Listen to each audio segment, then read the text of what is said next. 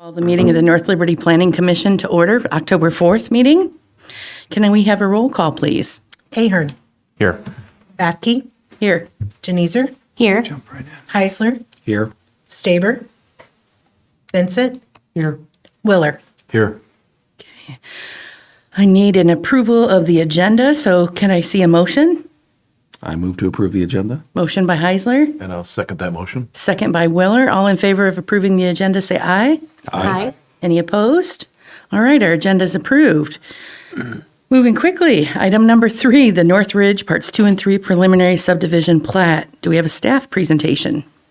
Not much of one, other than that we recommend you table. I do see Mr. Downer in the audience this evening. As I understand it,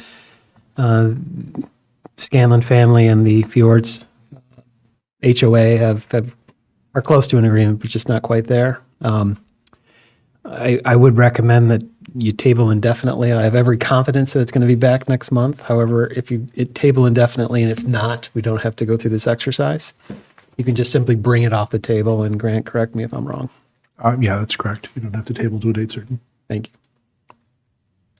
Okay, and are there any applicant comments or presentations?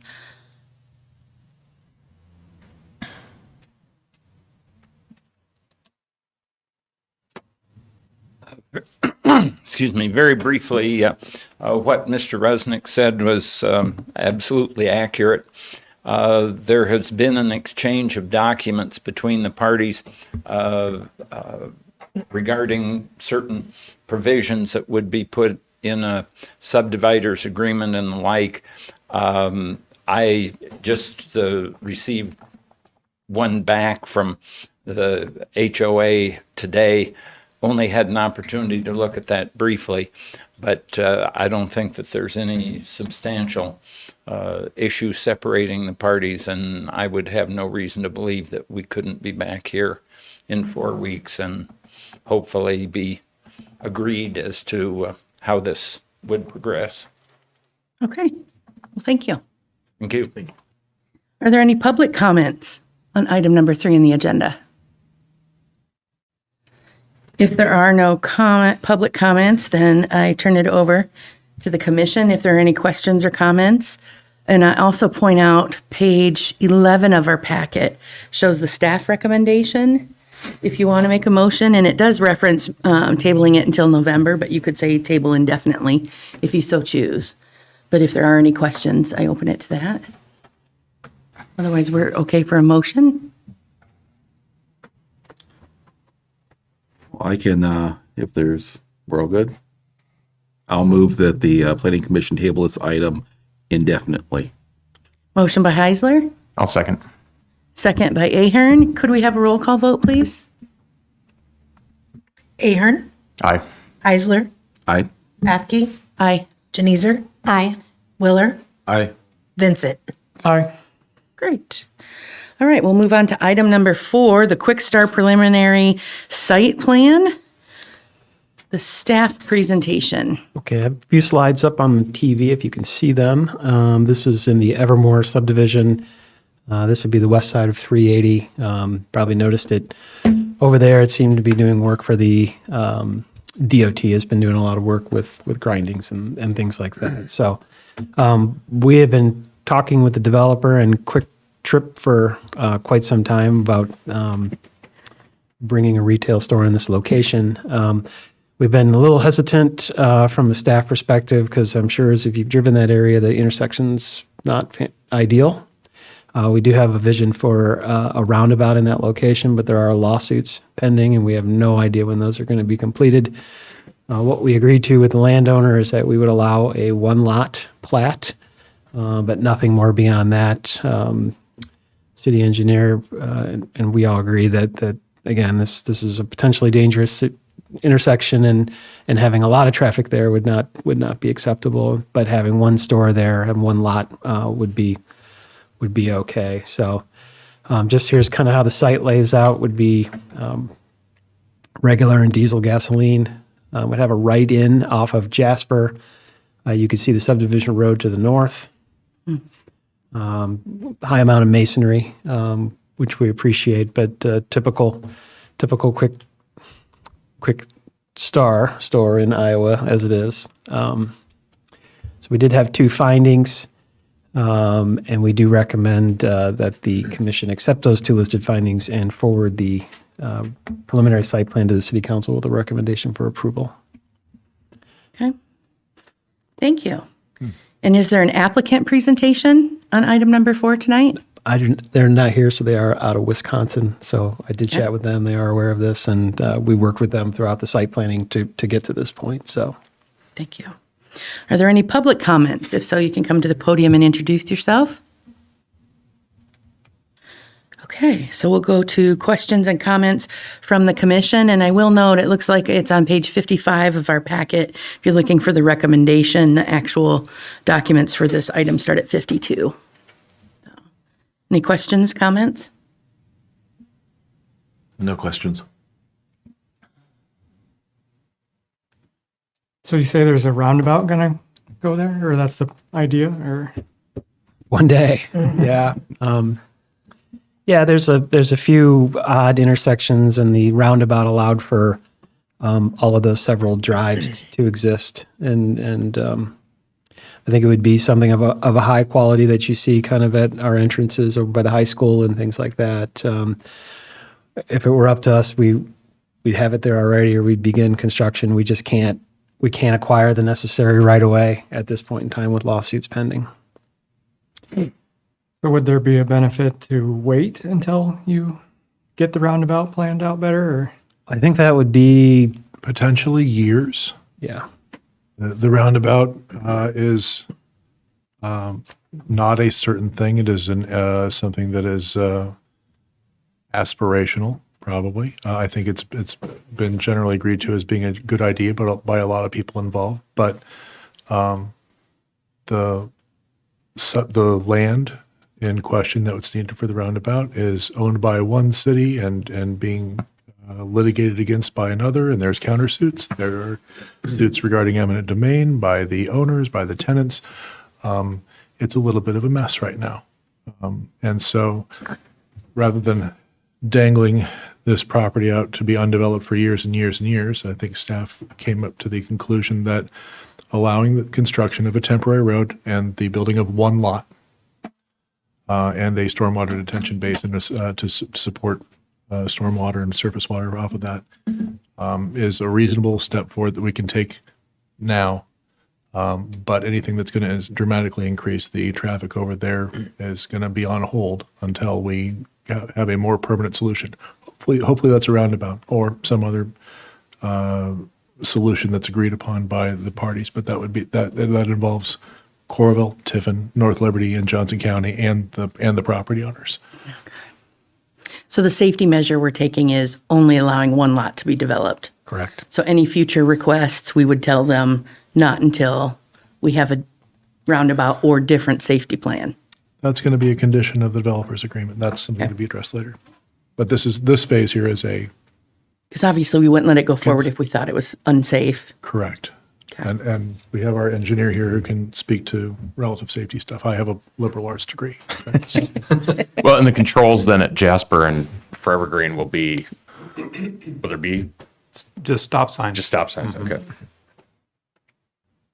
And the rest of the development of the property was on the zoning map, was all the red area? Yes. Moving north from there. Yeah, north from Yeah. there.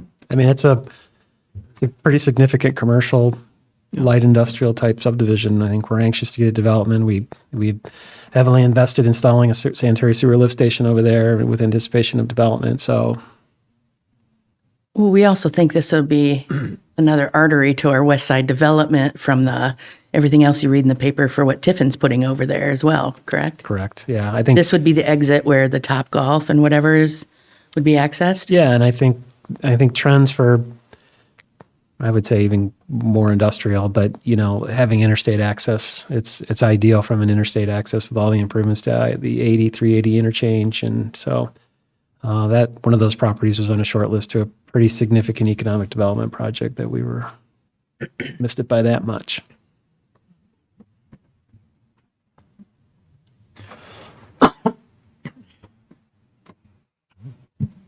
Any other questions? Otherwise, I'd entertain a motion. The recommendation language is on page 55 if you want to use it. I move that the Planning Commission accept the 2 listed findings and forward the preliminary site plan to the City Council with a recommendation for approval. Motion by Janizer, I'll second. second by Ahern. Roll call vote, please. Willer, Aye. Vincent, Aye. Heisler, Aye. Janizer, Aye. Bathke, Aye. Ahern. Aye. All right, thank you. We'll move on to item number 5, A to Z Plumbing Preliminary Site Plan. The staff presentation for that. So in the world of planning and zoning, this is kind of a happy end story. May recall that this property used to be zoned industrial and we downzoned it. I'll tell you why that's significant in a bit. When I did my large zoning code update, I left out a use called building trades and services. So we recently reintroduced that back into the code, gave an opportunity to kind of step back and think about what conditions we wanted to do that, knowing that A to Z wanted to move this location. Their lease is just about up. They own a property on Ranshaw, just south of the Wigan Pen complex over there. So I was able to kind of work with them to develop this, and I'll see. It's kind of the site. The other thing I'll mention is that the C2A district has higher masonry requirements than industrial. Industrial has 15% on the elevation facing the street. C2A has 60% on all elevations. So it's going to be a nicer look. It's really a kind of a gateway parcel. Not an ideal location for retail. They're not a high traffic user. Most people call and then they have, service vehicles come to homes. So the other design nuances, we didn't give you credit for an overhead door. We'll give you credit for glazing within that. And so that also led to a little bit higher of masonry requirements. So I think it's going to be a nice looking building. Here's how the site lays out. It's not a very big building. It's under, I think it's like 6,500 square feet. So I think there will be a decent amount of green space with stormwater detention pond to the south, but they were pretty good to work with on this. And, we have what I would call an underutilized piece of property with utilities already in the area. So those are the ideal ones to develop. So we do have 2 listed findings, and we recommend you accept those listed findings and forward the request for preliminary site plan to the City Council with a recommendation for approval.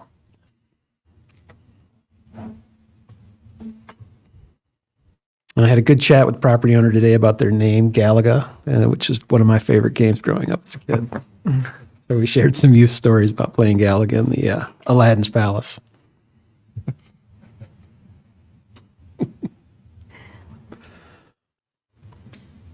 Okay. Is there an applicant presentation? I talked to them earlier. They were comfortable with where we were on this. Again, we go through a round of site plans. We provide them comments. They amend plans too. And so I didn't feel it was necessary that they come and say, I'm here to answer any questions if you have them, if that's okay. Right. Okay, then do we have any public comments? If so, please come to the podium and introduce yourself. If none, we'll move on to questions and comments from the commission. My question was, I thought this was the city looking at this area at one time for a park? Potentially, we were looking at in the area about 40 acres and thought it could be maybe added to it. You've got some access issues because it's the railroad tracks run right through it. So at the end of the day, what the property owner was asking for it, I think was a little above our comfort zone for paying. And so it lends itself more to to be a private transaction. And so this was the former landscape. Urban landscape, yes. Any other questions? I'm glad to see it. It's such an odd shaped site. It's nice to see that something being done with it. It's just not an ideal spot for retail or I think it's a good location for this type of use. If there aren't any other questions, I see page 74 is a staff recommendation suggested motion, if anyone is comfortable. I move that the planning commission accept the two listed findings and forward the preliminary site plan to the city council with a recommendation for approval. Motion by Willer, I'll second. second by Heisler. Can I have a roll call vote, please? Bathke, Aye. Willer, Aye. Ahern, Aye. Janizer, Aye. Heisler, Aye. Vincent. Aye. Okay, great. Thank you. Then we'll move to item number 6, public hearing on a zoning map amendment. Staff Second time. presentation.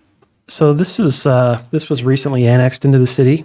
I do have the parcel up on the screen. We had to leave the east 50 feet of it out of the city because all county property needs to touch other county property. So you can see the parcel to the east remains in Johnson County. So they annexed all of the property except for the east 50 feet. So this is just the rezoning to RS4 in order to subdivide the lots. The Hoyer Drive would extend due south of the property going east-west and would eventually make its way all the way out to Kansas. So it would connect Jones to Kansas. Hodge will construct that road when they do their subdivision for Michelson second. And once that happens, the property owner will be able to just subdivide and put, lots off of that street. This is in keeping with our policy to limit the number of driveway cuts on a collector street. So considering this would be RS4, won't be a lot of driveway cuts on there. And I do see the applicant and John Marner in the audience if you have questions. Okay, great. Thank you. And do we have an applicant presentation or anything you'd like to say? No presentation. I'm Kevin Watts, and I am the applicant. I can answer any questions you may have. Okay. Just for the recording, I'll say that Kevin Watts said he's here and can answer any questions if we have them, but no formal presentation. Thank you. Any public comments? If none, we'll go to questions and comments from the commission.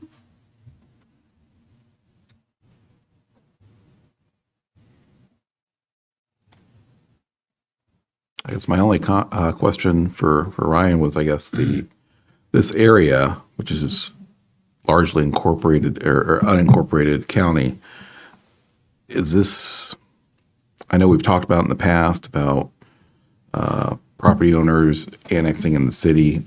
I was kind of surprised the piecemeal approach. I wasn't sure how the city approached that or worked with the individual property owners. We have met with residents of Chipman's. There's not a ton of consensus to come into the city. Usually it's dependent on hookup to utilities. So if they want city water or sewer, they come in. I think some are choosing that's a better option than putting a new septic and drain field. It gets a little more challenging for us to do involuntary annexations. It either has to be 100% or you have to have 80% of the land area voluntary, and you could have 20% that's involuntary. It's still called a voluntary annexation. It's called 80-20.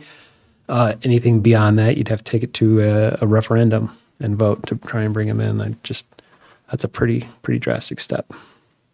So we've been happy to talk to individual property owners about coming into the city. This was the case that Mr. Watts approached us, and we said, sure, we'd love to have you in. Okay. Any other questions? If not, sample motion or suggested motions on page 82. I'll move that the planning commission accept the listed findings and forward the zoning map amendment to the city council with a recommendation for approval. Okay, motion by Ahern, I'll second that motion. second by Willer, and we'll have a roll call vote, please. Vincent, Aye. Ahern, Aye. Janizer, Aye. Bathke, Aye. Willer, Aye. Heisler. Aye. Okay, item 7, public hearing on zoning map amendment. Ryan? Okay, this is a large piece of property. It's 40 plus acres.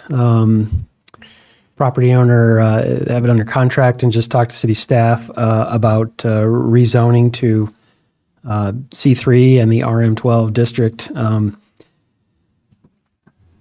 kind of look at the office research park as something that's just not been very strong, and a lot of times no one's, it seems, building these anymore. I think it was a good idea at the time. I just don't think the trend is there for office research parks anymore.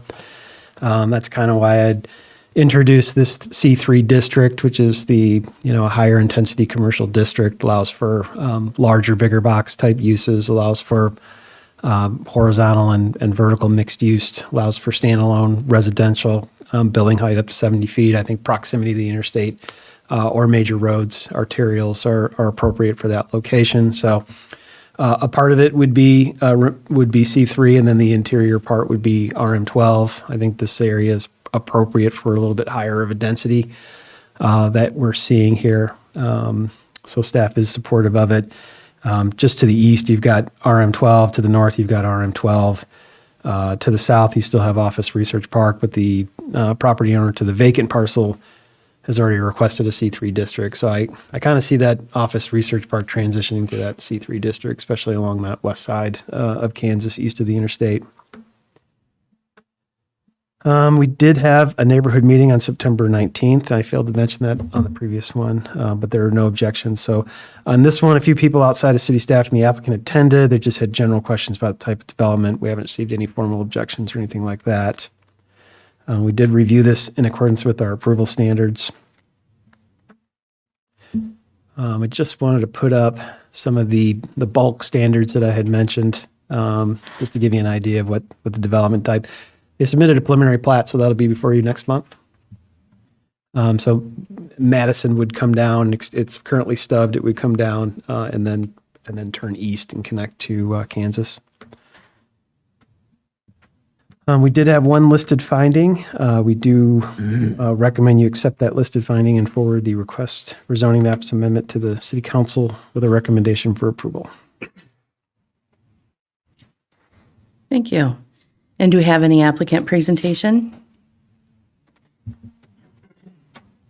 Please introduce yourself and go ahead. I'm Jeff Mikita. I'm a partner with Donovan Holdings, and I will also be the developer of the project. We don't have a formal presentation, beyond what you're seeing. And if you have any questions, I'd be more than happy to answer. Okay, thank you. Do we have any public comments? If not, we'll move to questions by the commission. Questions, comments?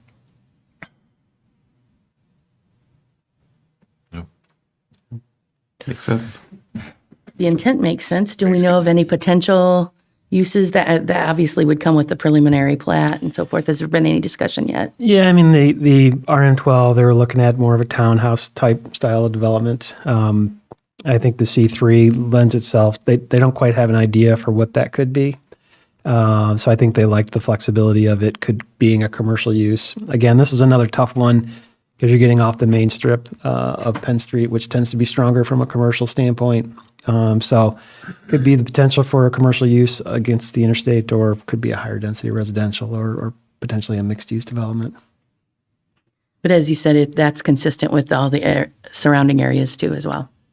Yeah, and consistent with, we're going to talk a little bit, but consistent with what we think is going to be our future land use map for our new comprehensive plan as well. It calls this area out as being a higher density area.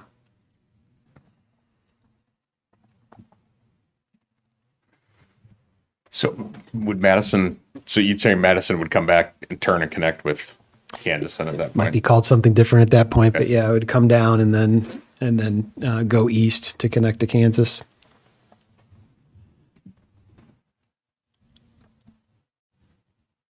Okay. Any other questions? Otherwise, I see a suggested motion in our packet on page 87, if anyone's interested. No questions. I'll move that the Planning Commission accept the listed finding and forward the zoning map amendment to the City Council with a recommendation for approval. Motion by Heisler, I'll second. second by Janizer. Could I have a roll call vote, please? I didn't have it scripted in here. That's not a good thing. So we are going to go Ahern, Aye. Bathke, Aye. Heisler, Aye. Vincent, Aye. Janizer, Aye. Willer. Aye. Thank you. I apologize. We're keeping her on her toes. It's the fun part of it. Wasn't scripted there. Right. Okay, we'll move on to item number 8, public hearing on zoning map amendment. Ryan. Okay, so this is, we've been in discussions with the property owner it's been a while. It's a year plus, probably 2 years, just kind of talking about this piece of property. They also own the adjacent property to the south and southeast.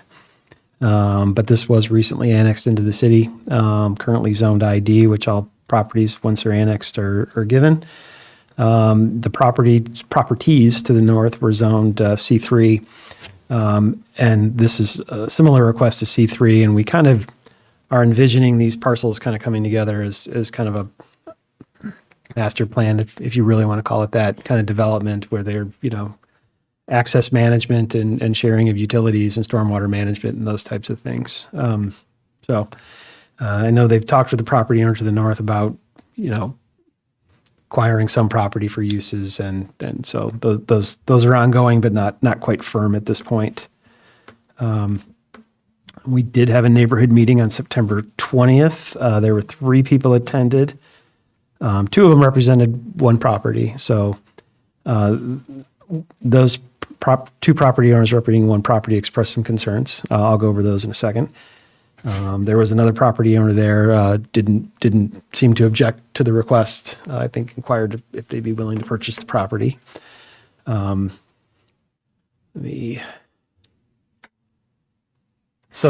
the letter's in your packet, but the concerns are to the intensity of the C3 request. No site plan showing the arrangement of uses. And I talked to one of the property owners today to kind of explain the rationale for why no site plan was submitted at this time. And the livability of adjacent homes. It's hard to read up there, but the area I circled is in the C3 district, you have a 10-foot side setback, but when you're adjacent to residential property, that increases to 20 feet. There's also a stormwater drainage feature adjacent to their property, which lends itself to where a stormwater management facility would be. So staff's comfortable that unless you get in there and you really don't want to fight Mother Nature with respect to water, that there's going to be a larger setback in that just based on the topography of the land. I think the homeowner indicated that, perhaps the zoning should step down to a C2 district. The C3 district does allow up to 70 feet. Even though it allows 70 feet, we have nothing in this town that's 70 feet high, and it just becomes an economics of how to build things. You typically see things 4 stories, or if you do kind of a poured concrete first floor, then you could do 4 stories of wood frame above that. So you just typically how those things are, you just don't see it a lot. Not to say that we couldn't. But we felt like the C3 was appropriate because, again, we're thinking of this overall grouping of properties to kind of come in and be developed together. And it's difficult when you have zoning lines that may not jive with how the actual uses of properties are arranged. The other interesting tidbit here is we do have an expired annexation agreement with the city of Coralville about where everything goes to North Liberty and what comes to Coralville. It doesn't exactly line up with how boundaries are. In fact, it goes through a couple of buildings, but those discussions are ongoing and doesn't really involve this piece of property at all. So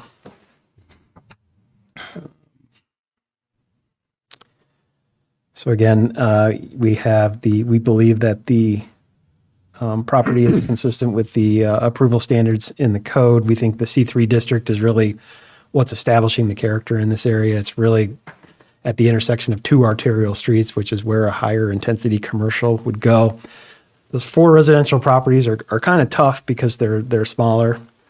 And the economics of acquiring those pieces of property is kind of tough. When you're talking about an acre of land and it probably worth $400,000, $500,000, that's a lot of money for when you're talking about a larger development. But I think they can coexist with adequate landscape buffers and additional setbacks and things like that. So we do believe that it achieves consistency with the approval standards in the code, and we recommend that you recommend that the city council accept the listed finding and forward the request to the city council with a recommendation for approval. Okay, thank you. And is there an applicant presentation on item number 8? Please introduce yourself. Good evening, I'm Ben Lawson. I'm here on behalf of the, I know Josie from other things, but applicant on behalf of Jody Burleson. We are, have worked with staff on annexing this piece of property. And as Ryan said, we've actually been in talks to sell part of this 3 acres, the north 3 acres to the group to the north. So that is part of why the C3 zoning, so they can kind of continue that zoning down through our piece. We don't have a signed purchase agreement, but it's gone between the parties a couple times, so we're close to a deal with them. So that was part of the reason we started going down this road and getting it zoned.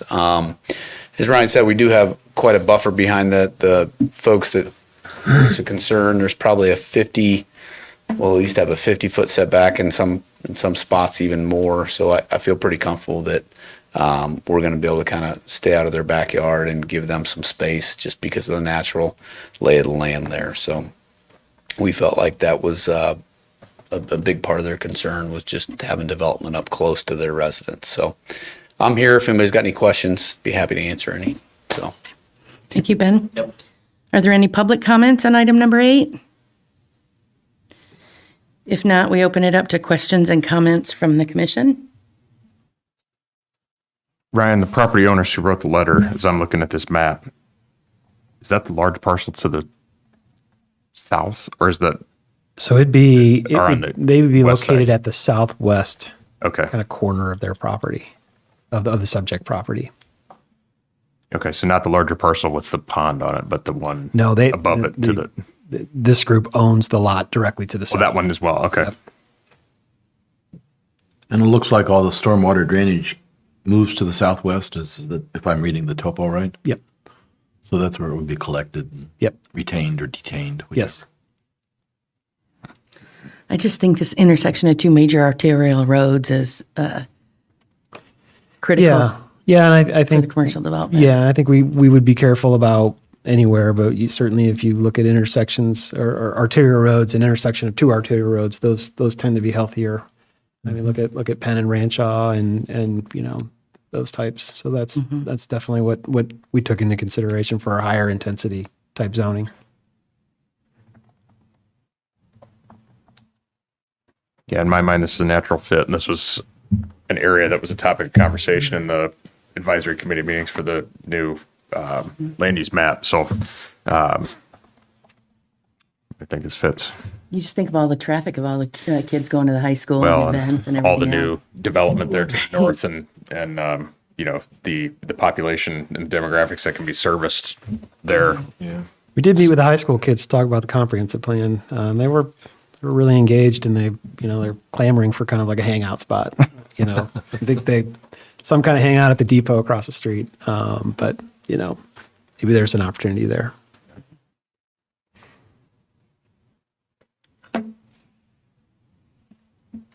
Any other questions or comments? Otherwise, we've got a suggested motion on page 92. Well, I'll move that the planning commission accept the listed finding and forward the zoning map amendment to the city council with a recommendation for approval. Thank you. Motion by Willer, I'll second. second by Ahern. We have a roll call vote. Janeezer, Aye. Heisler, Aye. Bathke, Aye. Willer, Aye. Vincent, Aye. Ahern. Aye. Got us all? Thank you. All right. Item 9, the public hearing on an ordinance. Ryan. Okay, so we are nearing completion of our comprehensive plan. Consultants looking to give initial presentation and roll. We're doing open houses at the end of the month. I'm going to do a presentation at City Council last meeting in October. So we're almost there. We're getting very close to adoption. As you know, this has been about a year-long process, been a lot of effort put into it. It's going to be very robust. It's going to be it's something that I'm very pleased with how it's turned out. And I think we're fearful that there's a small gap in time where before plan adoption that we could get some inappropriate development. And so we discussed internally and feel that it's appropriate to establish a short-term moratorium for accepting preliminary site plan. And I listed out what triggers a preliminary site plan. We thought it should be tailored fairly narrow. So we thought that if it was inconsistent with the current land use map, which is the 2014 land use plan, and inconsistent with the proposed future land use map, it would be appropriate at this time to say, let's not allow for submission or review of a preliminary site plan for that type of development.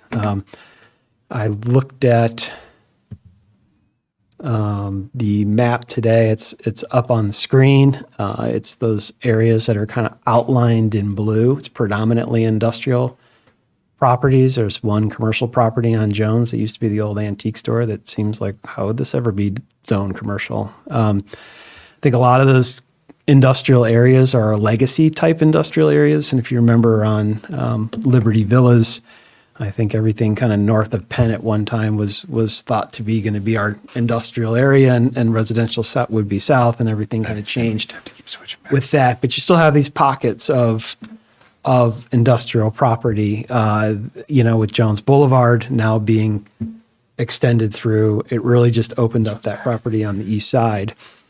I really wanted to wait to start taking and doing downzoning actions if appropriate, but I wanted to wait till the comprehensive plan was adopted. And so 6 months moratorium allows us enough time to get the comprehensive plan adopted and then to start initiating downzonings to achieve consistency with that new map. And the map on the right is what our future land use map looks like. Moving away from a industrial land use designation and kind of getting into kind of a mixture of uses. If you look at the map on the left, you have residential, you have commercial, you have industrial. On the right, we get into these areas like urban low intensity, medium intensity, higher intensity. And in higher intensity and those types of uses, you can have mixture of uses like commercial and residential, which is really wonderful, and it allows for a lot of flexibility. I also have this land use, which is called flex space, which is more suited to, we've got a lot of commercial zoning in this city that it'll take a long time, will be all gone before it all builds out.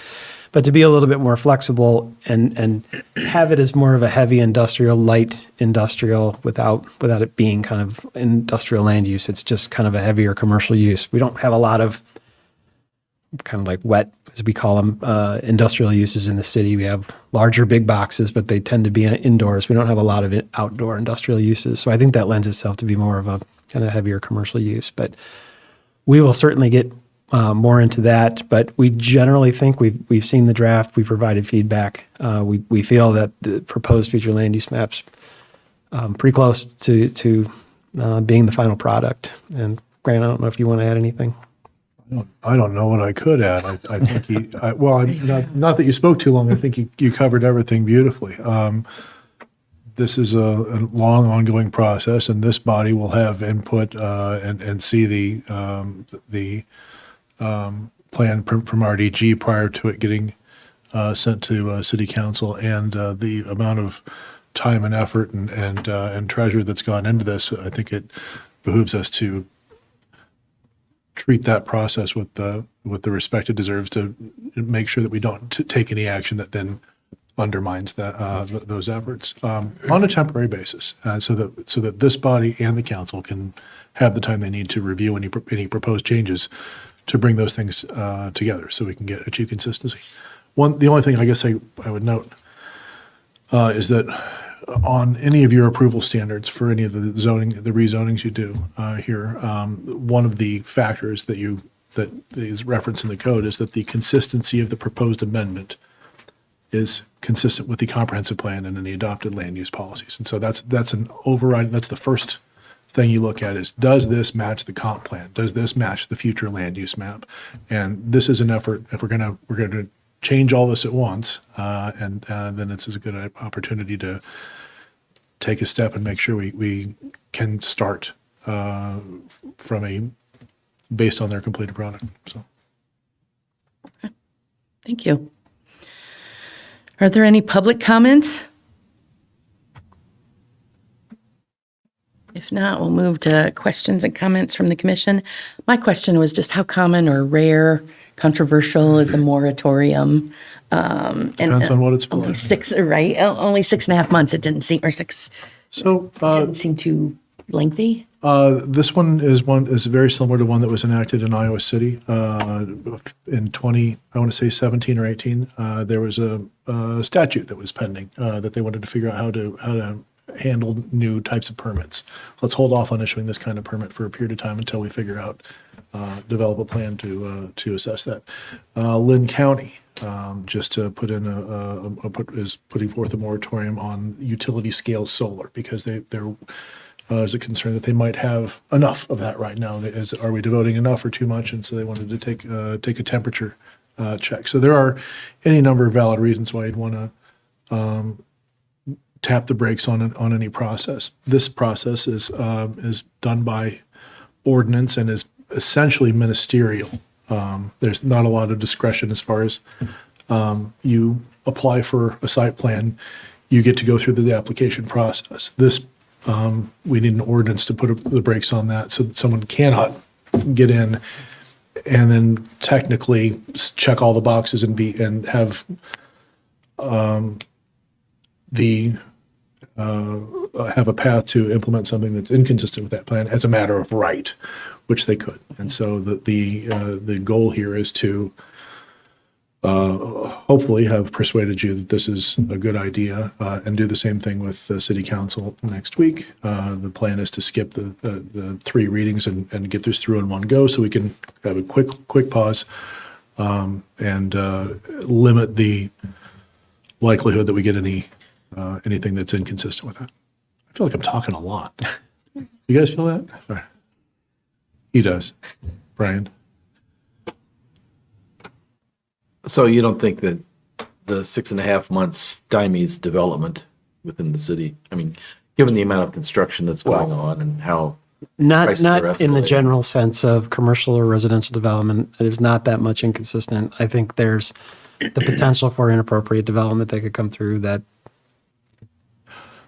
Would we allow, Ryan, a rezoning to a use or a district that would be consistent with both the current and future land use maps? So if there's So it's just if it's inconsistent with So both. it's inconsistent. Yeah, well, it's right now. I should mention that it's inconsistency with either is how this is written, but and that would be in effect. You need to comply with both in order to rezone. So we would be able to. Someone who has one of these properties here would still be able to rezone, I believe, right, and or submit a site plan application. Well, they would need to rezone in order. They would have to rezone first in order to be able to submit a site plan application that would then be consistent with what we anticipate the use to be. This is just to honor the comprehensive plan that's coming, not to cause any other problems at all. Did you talk about this at the comprehensive plan meeting, saying we need to buy ourselves like a breather or anything? Any feedback from that group? Not at that group. It's been a while. I mean, we just, it's been very recent that we've seen the map and kind of poured it over, and we kind of realized that we talked to our consultant about it, added some changes to the map, and felt it was appropriate from that standpoint that we need a short amount of time. Again, there's a gap between, when a plan is approved to rezonings and things like that. I'm much more of the comfort level that we should be proactive about this and get the plan approved and then start initiating rezonings to achieve consistency with that map instead of just standing back on your heels and hoping somebody else does. Yeah, I would agree with that. And I think too, Grant, you hit the nail on the head about the timing of this, because obviously construction season starts to slow down here and it's going to speed back up again in the spring, and getting this done now so that those 6.5 months expire while there's still, the better part of construction season ahead in 23 is ideal.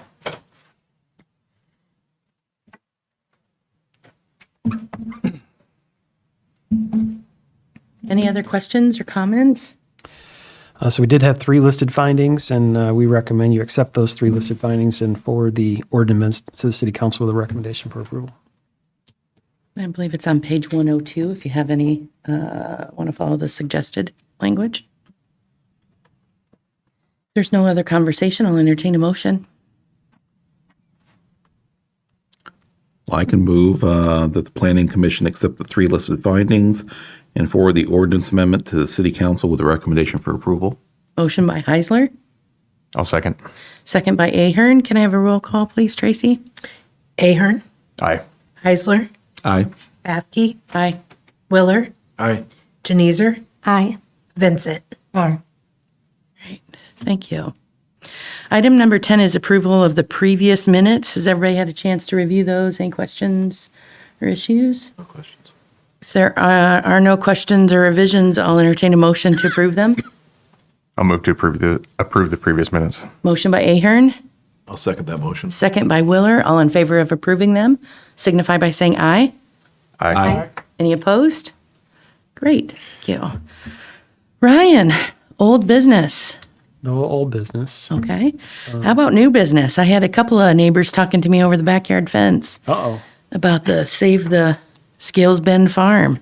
Is that anywhere on new business, or is that really far Yeah, out? it's worth talking about. We had a neighborhood meeting. Probably it was we did it virtually.